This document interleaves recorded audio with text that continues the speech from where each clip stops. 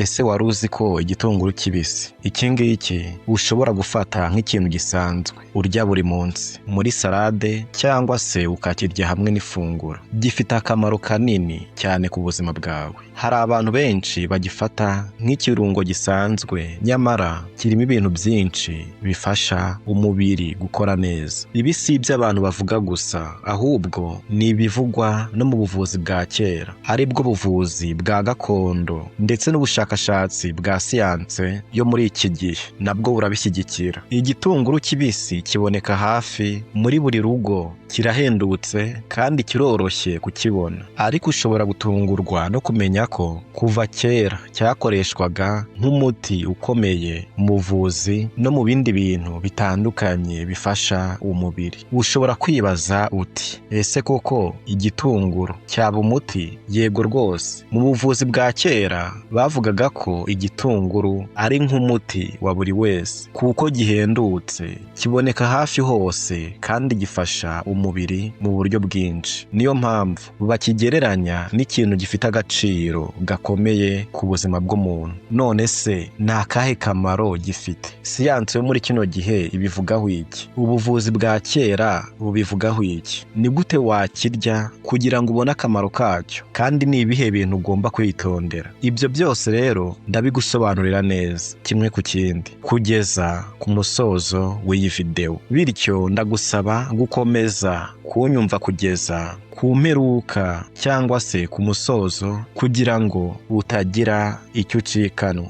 Mu buvuzi bwa kera bavuga ko igitunguru gifasha kuringaniza uburyo umubiri ukora, cyane cyane kikagabanya ububabare bwo mu ngingo z'umubiri, kigafasha kugabanya umunaniro no kugabanya guhangayika. Mu magambo yoroshye bivuze ko gishobora gufasha umubiri kugira imbaraga nyinshi no gukora neza kurushaho. Ikindi kandi mu buvuzi bwa kera bavuga ko igitunguru gifasha kongera ubushobozi bw'umubiri mu bijyanye n'imibonano mpuzabitsina. Bivuze ko gifasha kongera imbaraga z'umubiri no gufasha ubuzima bw'imyororokere. Nk'uko rero inyandiko za kera zibivuga, umuntu urya igitunguru buri gihe ashobora kugira imbaraga nyinshi z'umubiri, akumva ashonje igihe gikwiye, igogorwa rye rigakora neza, kandi ku bagabo bishobora no gufasha kongera umubare w'intangangabo. Intangangabo ni utunyangingo tw'abagabo dufasha mu kubyara. Mu buvuzi bwa kera kandi igitunguru gikoreshwa nk'umuti ushobora gufasha mu bibazo byinshi bitandukanye.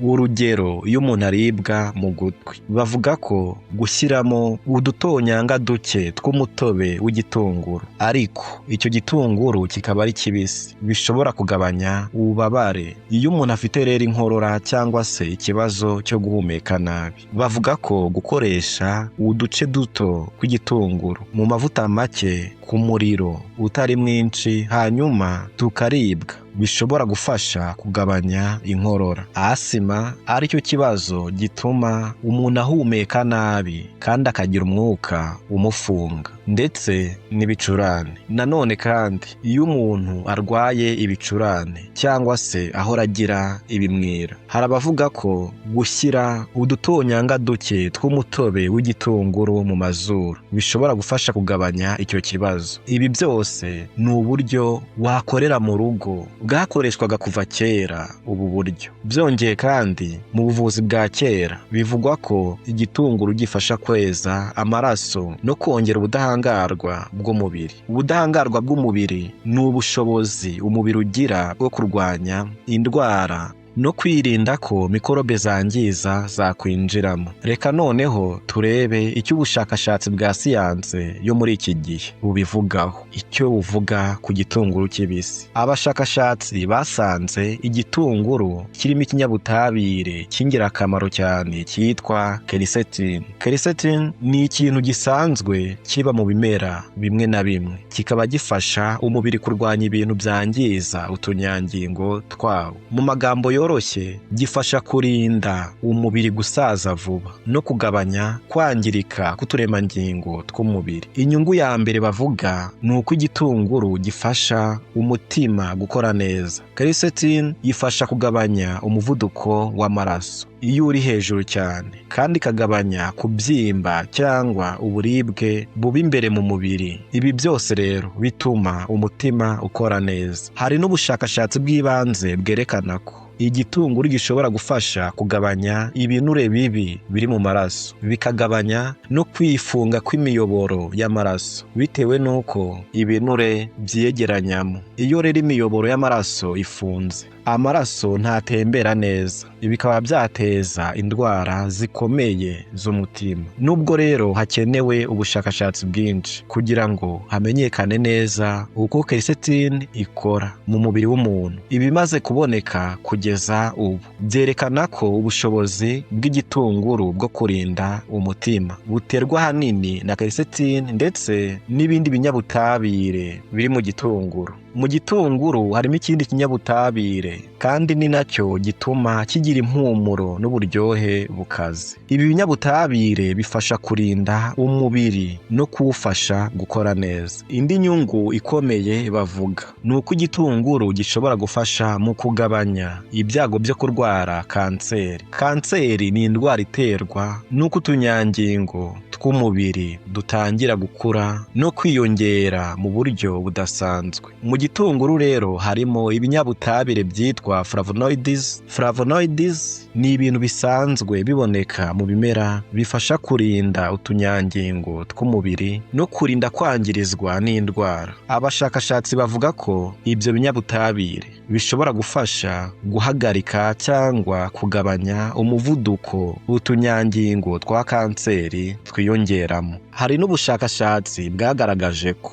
ibivuye mu gitunguru bishobora gufasha kwica utunyangingo twa kanseri yo mu mara manini ndetse na kanseri y'ibere. Abahanga bavuga ko quercetin hamwe n'ikindi kinyabutabire ari cyo gituma igitunguru gitukura, kigira ibara ritukura ryijimye. Bifite ubushobozi bwo gufasha umubiri kurwanya utunyangingo twa kanseri. Ariko ni ngombwa kumenya ko ibi bidasobanura ko igitunguru ari umuti wa kanseri, ahubwo gishobora gufasha umubiri kwirinda no kugabanya ibyago byo kuyirwara iyo kiribwa nk'igice cy'imirire myiza. Ikindi kandi kurya igitunguru kibisi bishobora no kugirira akamaro abantu bafite ikibazo cy'isukari nyinshi mu maraso, indwara izwi nka diyabete. Diyabete ni indwara ituma isukari iba nyinshi mu maraso kubera ko umubiri uba utagikoresha neza umusemburo witwa insulin. Insulin ni wo ufasha isukari kuva mu maraso ikinjira mu ngirangingo z'umubiri kugira ngo ibe imbaraga. Mu gitunguru harimo ikinyabutabire ari cyo gituma kigira impumuro yacyo yihariye. Hamwe na quercetin, abashakashatsi bavuga ko ibi binyabutabire bishobora gufasha umubiri gukoresha neza insulin no gufasha umwijima gutunganya neza isukari. Umwijima ni urugingo rukomeye rufasha gutunganya no kubika intungamubiri zitandukanye z'umubiri. Ibi bishobora gufasha umuntu kugenzura neza urugero rw'isukari mu maraso. Ariko rero niba ufite diyabete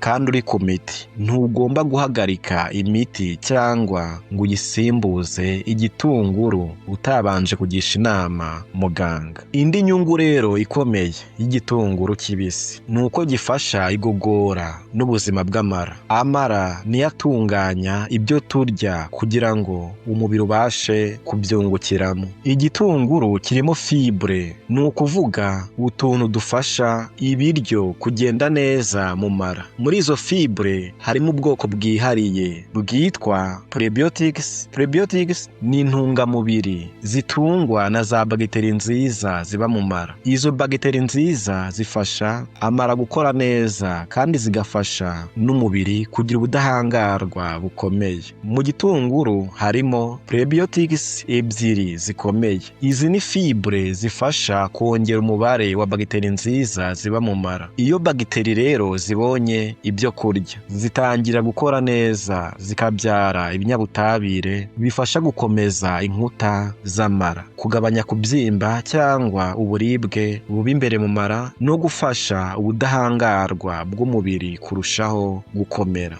Mu magambo yoroshye, kurya igitunguru kibisi bishobora gutuma igifu n'amara bikora neza, bikongera n'ubushobozi bw'umubiri bwo kurwanya indwara. Mu buvuzi bwa kera nabwo bavuga ko igitunguru gifasha umuntu utinda kwituma cyangwa se ufite impatwe. Impatwe ni ikibazo gituma umuntu atituma neza cyangwa se akituma bigoranye. Kubera fibre zirimo, igitunguru gishobora gufasha amara gukora neza, bigatuma kwituma byoroha. Hari n'indi nyungu ishimishije cyane yavumbuwe n'ubushakashatsi bwa siyansi ijyanye n'amagufa. Amagufa niyo yubaka umubiri kandi atuma duhagarara, tugenda kandi tugakora imirimo ya buri munsi. Mu gitunguru harimo ibinyabutabire birwanya kwangirika k'uturemangingo tw'umubiri ndetse n'ibigabanya kubyimba imbere mu mubiri. Ubushakashatsi bwakozwe mu mwaka w'ibihumbi 2024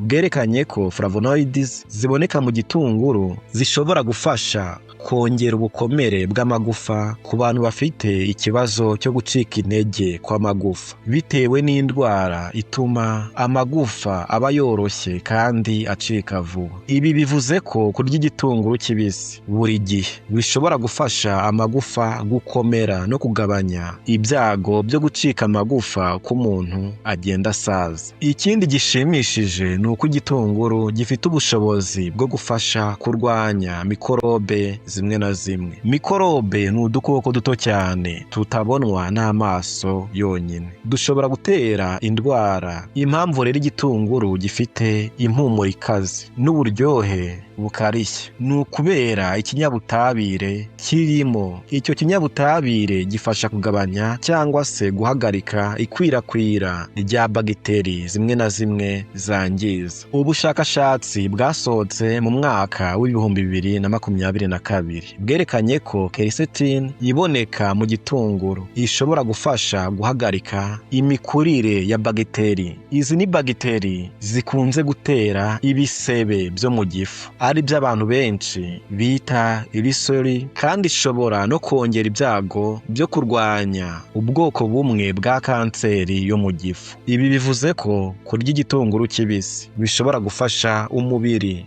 mu kugabanya ibyago by'izo ndwara, nubwo bitasimbura ubuvuzi bwa muganga igihe umuntu amaze kwandura. Si ibyo gusa, igitunguru rero gishobora no gufasha umubiri guhangana n'izindi ndwara zisanzwe ziterwa na mikorobe. Niyo mpamvu kuva kera mu buryo bwo kwivuza bwo mu rugo abantu bakundaga gukoresha igitunguru igihe bafite ibicurane, inkorora cyangwa izindi ndwara zikunze kwibasira abantu cyane cyane mu bihe by'imbeho. Nubwo bitavuze ko ari umuti uvura indwara zose, kurya igitunguru bishobora gufasha umubiri gukomeza ubudahangarwa no kurushaho kurwanya izo ndwara. Nyuma rero yo kumenya izo nyungu zose, ushobora kwibaza uti, ese ni gute nakirya kugira ngo nkomeze kubona akamaro kacyo? Hari uburyo bworoshye bwo kurya igitunguru kibisi utagihinduye cyane, ku buryo intungamubiri zacyo ziguma zirimo kandi kikanakomeza kugumana uburyohe bwacyo. Hari uburyo bwinshi bworoshye ushobora kugikoresha mu mafunguro yawe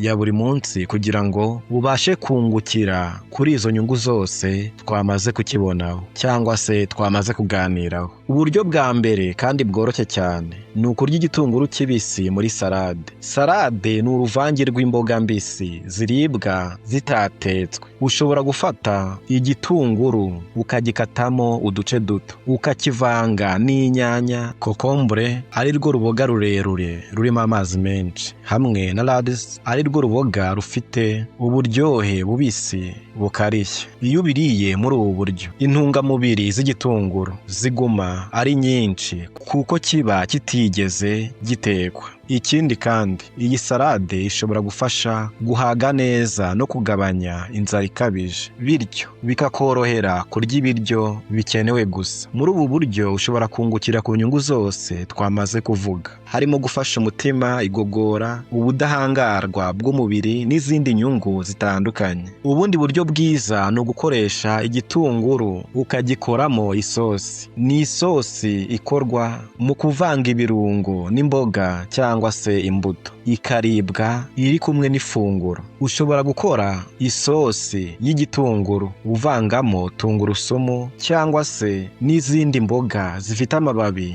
mato ahumura neza n'ibindi birungo ukunda. Ibi bishobora gutuma urushaho gukunda uburyohe bwacyo kandi ukabasha kukirya kenshi. Hari indi sosi ikorwa hifashishijwe yawurute cyangwa se ikivuguto gifite ingano nke. Ushobora gukatamo uduce duto tw'igitunguru ukongera muri ya sosi wamaze gukora irimo ya tungurusumu, ugashyiramo umunyu n'urusenda ruke bitewe nuko bikunda. Iyo ubiriye muri ubu buryo biraryoha kandi bishobora gufasha igifu gukora neza. Ni uburyo bworoshye kandi bushobora gutuma n'abatari basanzwe bakunda igitunguru batangira kugikunda. Ubundi buryo bukunzwe cyane cyane ni uburyo bukoreshwa muri za resitora no mu mahoteli. Ni igitunguru gishyirwa kuri vinegere. Vinegere ni amazi afite uburyohe busharira akorwa mu buryo bwihariye kandi akoreshwa mu gutunganya ibiryo. Muri ubu buryo igitunguru gishyirwa muri vinegere hakongerwamo umunyu n'ibindi birungo, kigategurwa nk'uko bategura ibindi birungo bibikwa igihe kirekire. Nubwo rero kiba cyanyujijwe muri vinegere, kiba kigikomeza kuba kibisi kandi ubusharire bwa vinegere bugabanya ubukarishye bwacyo. Ibi bituma abantu benshi bashobora kukirya bitabagoye.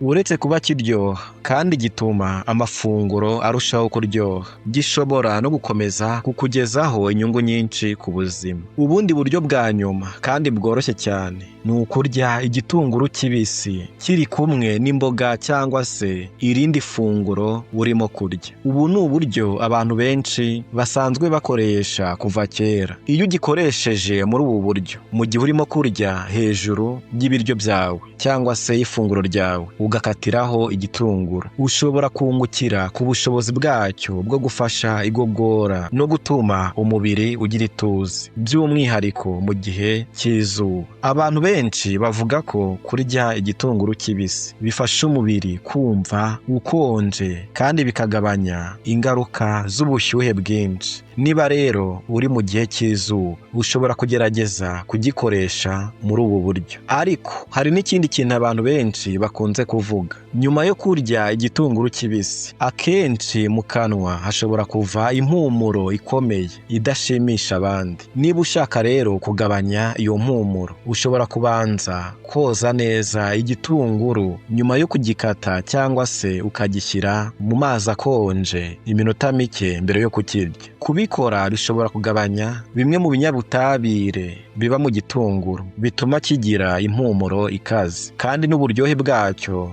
bukoroha gato. Ikindi kintu cy'ingenzi ugomba kumenya ni uko ari byiza kurya igitunguru ukimara kugikata. Impamvu ni uko iyo kimaze igihe kinini gitangira guhura n'umwuka. Icyo gikorwa cyitwa oxidation. Oxidation ni uburyo umwuka ugenda uhindura bimwe mu binyabutabire biri mu biribwa, bigatuma zimwe mu ntungamubiri zabyo zigenda zigabanuka uko igihe kirushaho kugenda. Niyo mpamvu iyo ushaka kungukira cyane kuri ibi ngibi ari byiza kugikata ugahita ukirya. Ariko nanone ugomba kwibuka ko nubwo igitunguru gifite inyungu nyinshi, atari ko gihita gikwira buri muntu wese. Umubiri w'abantu uratandukanye kandi iki gitunguru gifasha umwe gishobora kutamerera neza undi. Niyo mpamvu rero ari ngombwa kumenya ibihe ugomba kwitondera kurya igitunguru kibisi n'abantu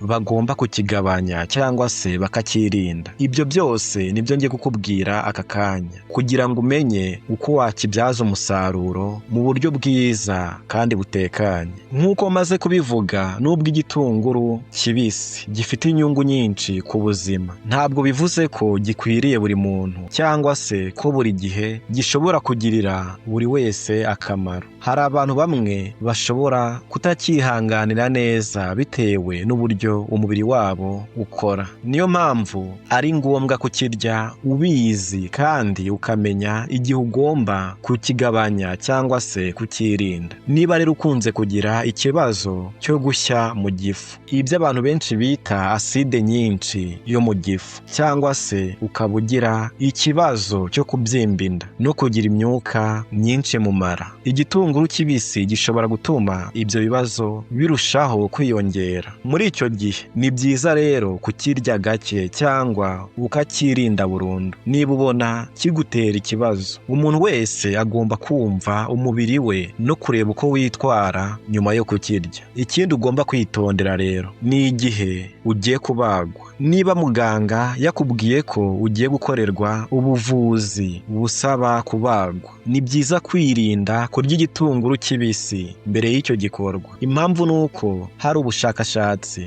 bwerekana ko ibinyabutabire bimwe biri mu gitunguru bishobora kugira uruhare mu gutuma amaraso adatembera cyangwa adakama vuba nk'uko bisanzwe. Ibyo bishobora kongera ibyago byo kuva amaraso menshi mu gihe cyo kubagwa cyangwa nyuma yaho. Niyo mpamvu ari byiza gukurikiza inama za muganga mbere yo kubagwa. Hari n'ikindi kintu abantu benshi bahura nacyo. Niba umaze kurya igitunguru kibisi hanyuma ukaba ugiye ku kazi, mu nama, ku ishuri cyangwa ahandi ugiye kuganira n'abandi bantu, impumuro iva mu kanwa ishobora kubabangamira. Kugira rero ngo ubigabanye, ushobora guhekenya imbuto z'igihingwa gikunze gukoreshwa mu kugabanya impumuro mbi yo mu kanwa no gufasha igogora. Ushobora no guhekenya ikirungo gifite impumuro nziza gifasha gutuma umwuka wo mu kanwa urushaho kuba mwiza. Ibi bishobora kugabanya cyane impumuro y'igitunguru no gutuma wisanzura igihe uganira n'abandi.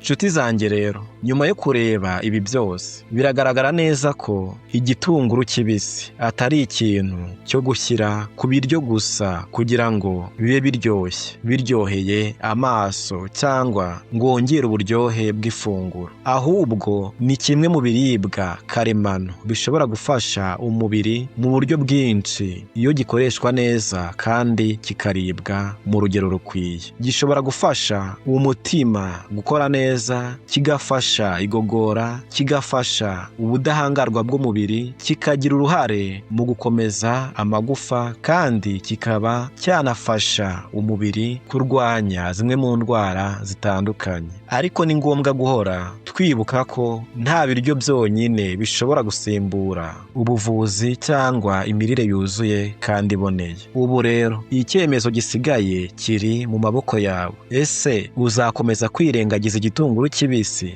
nk'uko wari usanzwe ubigenza, cyangwa se ugiye gutangira kucyongera mu mafunguro yawe ya buri munsi kugira ngo nawe ubashe kucyungukiraho, wungukira kuri izi nyungu twabonye? Ibuka ko akenshi impinduka nini ku buzima zitangirira ku byemezo bito dufata buri munsi. Rimwe na rimwe guhitamo kongera ikiribwa cyoroshye nk'igitunguru ku mafunguro yawe bishobora kuba intambwe nziza iganisha ku buzima bwiza kurushaho. Mbere y'uko rero nsoza kino kiganiro, nifuza kumenya igitekerezo cyawe. Andika aho hasi muri komenti igitekerezo cyawe, umbwire uburyo ukunda kurya igitunguru kibisi, uburyo ukunda kukiryamo. Ese ugikunda muri salade cyangwa ugikunda mu masosi ndetse no mu bundi buryo? Ndishimira cyane gusoma ibitekerezo byanyu no kumenya uburambe bwanyu. Murakoze cyane rero kuba mwakomeje kunkurikira kugeza aka kanya. Niba rero wungukiye kuri kino kiganiro cyacu cy'uno munsi, gisangize n'abandi kugira ngo nabo bagire icyo bungukiramo. Mukomeze rero kwita ku buzima bwanyu, mukomeze kugira ibyishimo, kandi guhera uyu munsi ntimuzongere gusuzugura agaciro k'igitunguru kibisi. Ndabashimiye rero, tuzongere kubonana mu yindi video ikurikira. Nk'ibisanzwe mukaba mwari kumwe nanjye Hirwa Olivier. Imana ikomeze bane namwe mu byo murimo byose. Bye bye.